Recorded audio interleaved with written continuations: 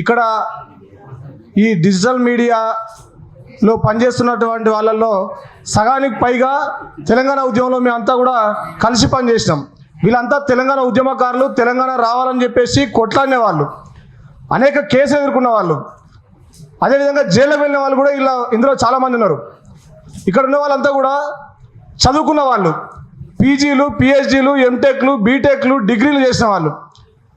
వీళ్ళంతా కూడా ఈ తెలంగాణ ప్రజల యొక్క సమస్యలను ప్రభుత్వాల దృష్టికి తీసుకుపోవాలి, సమస్యల పరిష్కారంలో తమ వంతు పాత్ర పోషించాలని చెప్పేసి తమ జీవితాలను త్యాగం చేస్తూ ఇక్కడ వీళ్ళు ఈరోజు డిజిటల్ మీడియా నడుపుతున్నటువంటి వాళ్ళందరూ కూడా.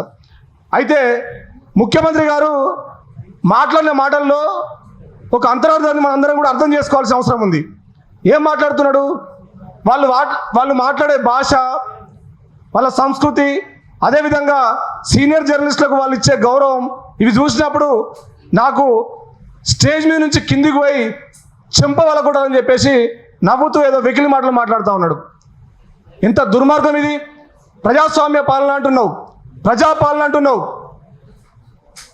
నీవు అడ్వర్టైజ్మెంట్లు ఇచ్చి నడిపే పత్రికలు, మీడియా ఛానళ్ళు కావు ఇవి. ఇవి నిరంతరం వాళ్ళు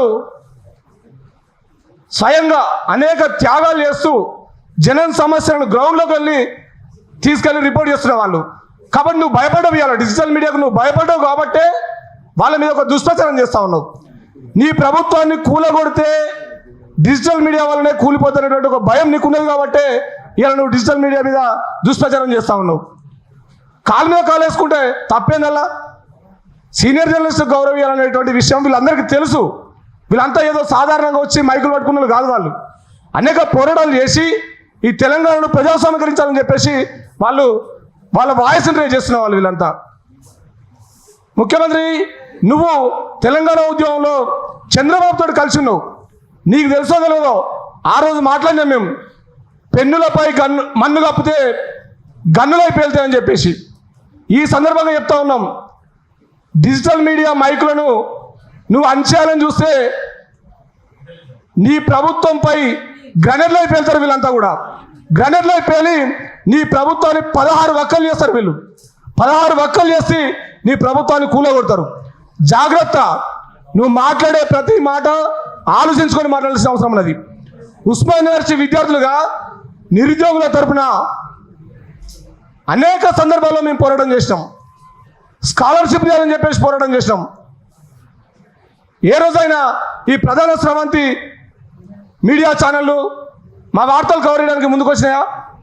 ప్రతి సందర్భంలో మీ పోరాటాలకు మేముండమని చెప్పేసి ఇలా డిజిటల్ మీడియా సోదరులంతా కూడా మాతో పాటు ప్రజా సమస్యలను ఎలుగెత్తి చాటుతూ ఉన్నారు. ఇవన్నీ చూసే కదా ఈ సమస్యల పరిష్కారంలో నీ వంతు నీకు చేత కాకనే కదా వీళ్ళ మీద ఇలా నువ్వు దుష్ప్రచారం చేస్తూ ఉన్నావు. 4th ఎస్టేట్ అని చెప్పి మాట్లాడుతూ ఉంటాం. ఇవాళ నిజంగా ధైర్యంగా ఎవరైనా ప్రజా సమస్యలను ఎలుగెత్తి చాటుతూ ఉన్నారంటే నిష్పక్షపాతంగా ప్రజల మధ్యలోకి వెళ్ళి గ్రౌండ్ రిపోర్ట్, ఏదైనా మారుమూల ప్రాంతంలో అత్యాచారం జరిగితే అక్కడికి వెళ్ళి రిపోర్ట్ చేసే వాళ్ళు ఎవరన్నారంటే వాళ్ళు ఇలా డిజిటల్ మీడియా సోదరులే. ఎక్కడైనా ఇప్పుడు ఒక రౌడీ ఒక సాధారణ ప్రజలకి బెదిరించినప్పుడు కూడా వాళ్ళు ధైర్య సాహసాలతోటి ప్రజల వైపు నిలబడేది ఎవరన్నా అంటే వాళ్ళు డిజిటల్ మీడియా సోదరులే. కుంభకోణాలను ఎలుగెత్తి సాధ్యత ఎవరన్నా అంటే కమిషన్లకు ఎప్పుడు కూడా ఆశపడలే.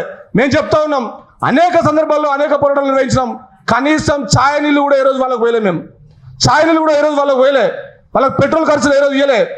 స్వయంగా వాళ్ళు ఇలా కొవ్వొత్తులాగా కరుగుతూ ఈ సమాజాన్ని చైతన్యవంతం చేస్తూ ఉన్నారు.